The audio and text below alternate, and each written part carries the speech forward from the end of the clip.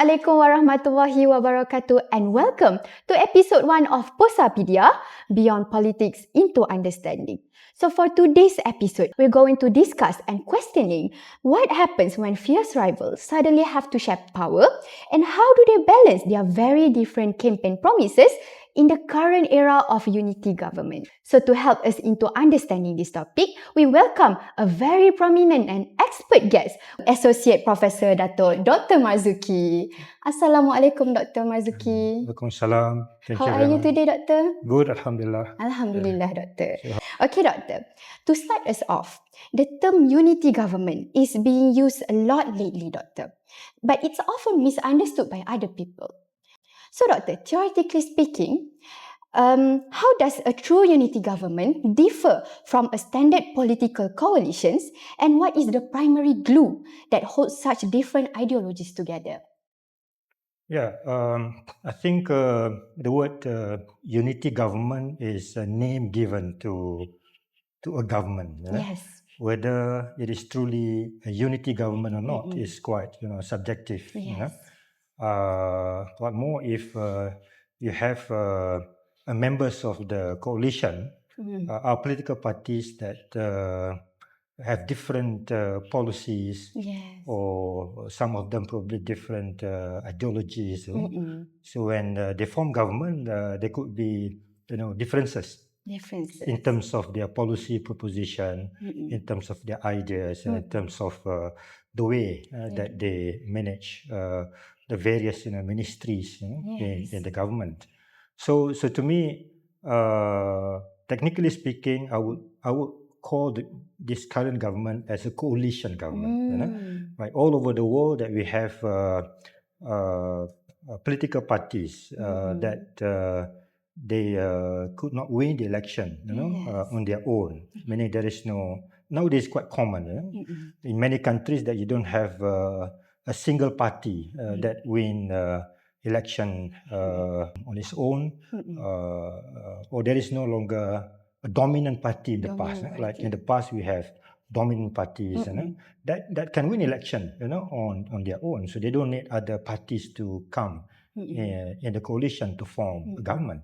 So if the government is ruled by a single party, then you can't find differences, because when the political party form the government, so the policies of the political party will become the policy of the government.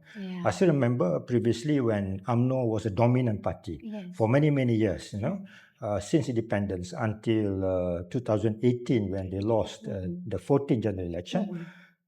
Basically, the UMNO General Assembly is very important nationally, because whatever issues discussed at the UMNO General Assembly will become the policy of the government. Right? But now no more. UMNO General Assembly can discuss everything under the sun, but when it comes to making it into the policy of the government, it has to go to the cabinet, and in the cabinet there are other political parties, ministers who are leaders of other political parties that will have policies which are different from the policy of UMNO. So therefore, this is the nature of what we call this, of coalition government or coalition politics, where they need to bargain, they need to discuss things. They cannot decide unilaterally. There must be consensus among them. Before a policy that is promoted by a political party can be translated into the policy of the government. Right. Okay. Thank you so much, Doctor, for the clear explanations. Okay, now, Doctor, we're going to ask more to globally perspective. So, Doctor, we are seeing a global shift where single-party majorities are becoming a rarity in liberal democracies. So, why is it that traditional political parties are struggling to win outright? And is this a rise in frenemy government a sign of a healthy, diverse democracy, or a sign of deep social fragmentation? Yeah, as I said earlier, this is quite common nowadays, that you don't have a single party that form the government or rule on its own. except a few, like you still have, for example, in the UK, you have Labour Party or Conservative Party, that form government on their own. But even in history, Conservative Party in the UK also used to have a coalition with the Liberal Democrat because they couldn't secure, enough, seat to form government. So even in the liberal democracies in the West, so they have to resort to a coalition government. Whether this is a healthy development or not, there are two ways of looking at it. From which standpoint that you're looking at it. If you want to look at political stability, you want to look at the efficiency in making decision, then probably coalition government is not the best choice. Because as I said, in coalition government, you can have political parties which espouse different ideas, ideals, ideologies or programs, policies, So it's not easy to make a decision because you have to consult everybody, So therefore, less efficient, less efficient. But if you look at, say, for example, not to allow concentration of power, in one single political party, then coalition government is the way to go. So to me, whether it is healthy development or not, you have to look at from which perspective that you want to see politics. You want to see more stability, or you want to see more, consensus, in decision making. Okay, Doctor. Looking at others coalitions government like UK and Germany, how these countries compare to our coalitions government, Malaysia? Yeah, some countries in the West, they also experience a situation where after election, there is no single party wins and can form a government on its own. So there is a need for political parties to sit down and to discuss among them and to form a coalition government. So countries like you mentioned, UK before, not now, also experienced the same thing, where at one time the Conservative Party have to get the support of the Liberal Democrat, in order to form a government. Now, what is the difference, between those countries and our country? Many countries in the West, particularly in the continental Europe, the differences among the political parties is ideological ones. Some were socialist, some were conservative, some were Christian Democrat, they call it. So the differences is more on ideologies. In our country, well, some parties they have differences in terms of ideology, but more than that, because we are a multiracial, multi-religious country from the very beginning, sometimes the differences, more often than not, is about ethnic, or competing ethnic interests and religious interests. So therefore, managing differences when it comes to contentious issues like race and religion, I think it's more challenging. It is more challenging, because these are all emotive issues. I mean, if you can't manage it well, then potentially, it will come to what you call this very unruly outcome. Many countries in the world, when they have this, ethnic conflict or religious conflict, then the outcome of those conflicts, if they are not well managed, it will lead to some countries even civil wars. But Alhamdulillah, in our country, we haven't experienced, that kind of, outcome or consequence, except in 1969, where we have, race riot, race conflict. But until today, we don't experience that kind of conflict. That will be very damaging, to our society. So I think leaders in this country must be more cautious, and they must be more responsible, when they handle emotive issue like race and religion. and they have to manage it very, very well, because we don't want to be in a situation that the people will suffer if these contentious issues are not managed properly. So of course there will be some kind of control. There may be some kind of limits. To what we call this freedom. Maybe this is something that not many people like to hear when I talk about there must be limit on your freedom. But what I mean is that, say for example, hate speech. So there must be a limit on hate speech. You can say whatever you want, but when it comes to hate speech, there must be a limit.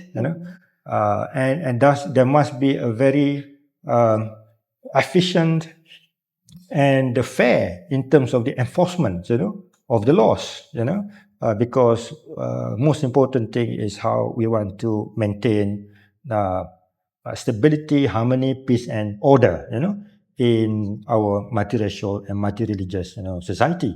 And more important than that is how, say for example, the leaders of political parties and the government to educate the public, to educate the public that as we live in the multiracial and multireligious society, the public themselves, they must exercise, self-discipline. Self-discipline is very important, and for the leaders not to what you call this manipulate, all the sensitive issues, for their own political gain. So there must be a very rational, very objective, discussion or discourse on this issue. I'm not saying that you cannot discuss at all, because our politics, I say this is ethnic-based politics in this country, where all ethnic communities in this country, they have their own interests, that they want to serve, the government to serve their interests. Of course, there must be some kind of public discourse, public discussion about all those interests, but the public discourse and public discussion must be done in a responsible manner. So it requires not only the politicians, but also the public themselves to realize that, they cannot, cross the limit, when they discuss, all these, sensitive issues. So I think probably that's a difference between, political parties that form coalition, in states or countries where they are, what you call this, culturally or what you call this, ethnically more homogeneous than us. We are heterogeneous when it comes to, race and religion. So those parties, whether they form the coalition, they must know how to moderate, to be moderate on all those contentious issues, so that the government can manage all these issues better. Okay, thank you so much, Doctor. It makes sense now about the coalitions of the government. Okay, Doctor, now we're going to ask more locally context in our home, Malaysia. So, Doctor, the Malaysia Unity Government was born out of a very specific circumstance. So, looking at our unique political landscape now, Doctor, how successful has this forced marriage been in balancing the very different promises made to voters during the campaign? Okay, I want to go back in history a little bit, because in Malaysia, we are a multi-racial, multi-ethnic, multi-religious country. So political scientists would describe Malaysia as basically ethnically divided, fragmented society, but along the way, I would say that we have managed it quite well, even though that we have social fragmentation, ethnic division, but we managed to maintain political stability, racial harmony, for many, many years since independence, 6 decades after independence. So what was the reason or the success story behind Malaysia's management of what we call this ethnic diversity? political scientists would say consociationalism, because at independence, leaders who represent the different ethnic communities, Malays, Chinese, Indians, they have different ideas about an independent Malaya, because each ethnic groups, they have their own interests that they want to promote and want to protect. However, they sit down behind closed door, negotiate, bargain, and in the end, they agree on certain things. And even those terms of the agreement were later on inserted into the federal constitution, the so-called social contract, or I would prefer to call it constitutional contract, on contentious issues on race, on religion, on language, on the position of the rulers. I mean, they agree, even though that they have disagreement at the beginning, but when they engage in the negotiation, discussion, sometimes heated, argument, but in the end, they agree on certain things. And because they agree on certain things, then they can work together, share power. Power sharing, the concept of power sharing. Because in this concept of power sharing means that, well, you don't have 100% power in your hand to decide unilaterally what you want to do, but at least you don't lose everything. And for the Malays, for example, Malays don't get everything that they want, but they don't lose everything they want too. They got something. The Chinese too, the Indian too.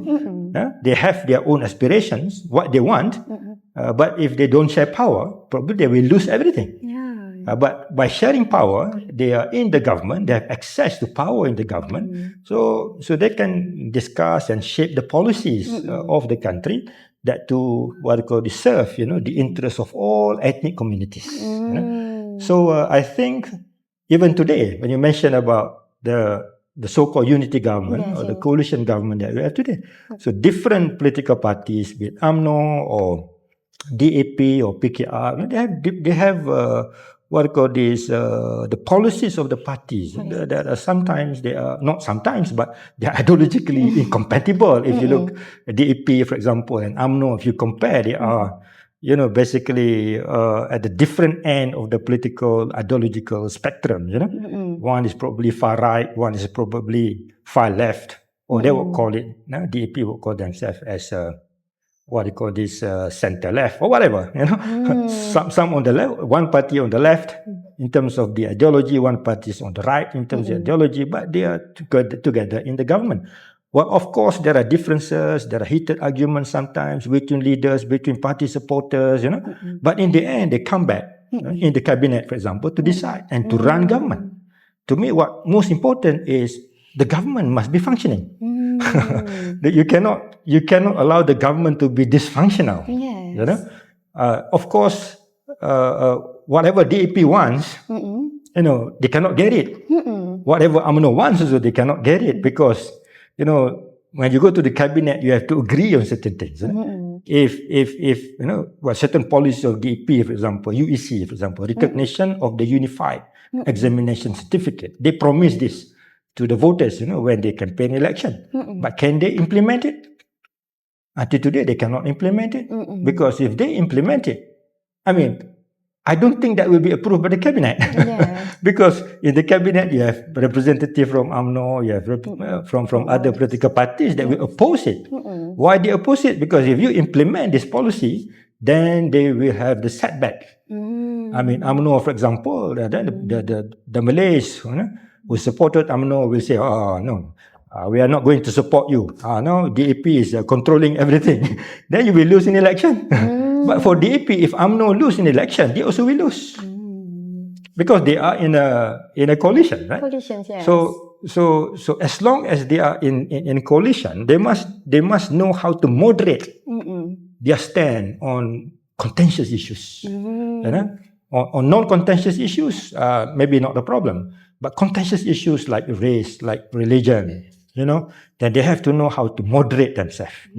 They cannot go to the extreme, because if they go to the extreme, the coalition will break up. The coalition will collapse. Once the coalition collapses, they will be out of the government. The interest of all these political parties, the political leaders, is they want to be in the government. So there is no use for them to take very extreme stand on these contentious issues if the result is they lose the government.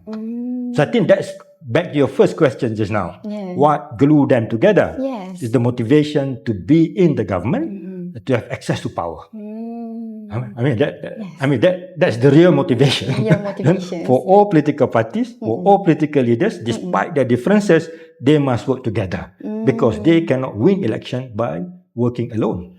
They have to work in a coalition, and it's their choice to be in this coalition. Yes. Okay. Thank you so much, Doctor, for the clear explanation and detailed answer. Now it's opened my eye too about a new perspective of politics in this unity government concept. Okay.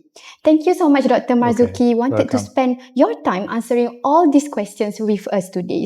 We truly appreciate it. So, to the audience, hopefully today's episode helped you gain more knowledge and understanding of the concept of the unity government. That's all from us, POSSAPEDIA Beyond Politics into Understanding.